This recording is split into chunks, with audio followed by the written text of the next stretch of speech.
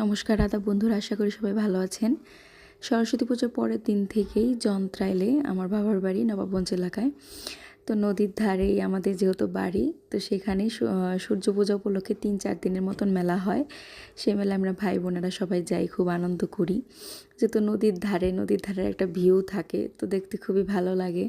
সেখানে সব ধরনের দোকানপাটি ওঠে, যেমন কসমেটিক্স, খাওয়া দাওয়ার জিনিস, ভাজা পোড়া, আর এই যে নাগরদোলা, তারপরে এই যে বাচ্চাদের জন্য নৌকা, এগুলো সবই থাকে। মাটির হাঁড়ি পাতিল ওঠে, যেগুলো গ্রাম বাংলার ঐতিহ্য, সৌন্দর্য, সে সব কিছুই এই মেলাতে ভরপুর থাকে।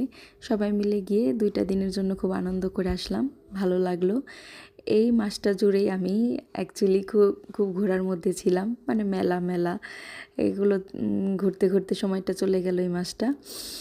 এই জন্য ভিডিও ভালো মতো দেওয়া হয়নি, এখন থেকে দেব।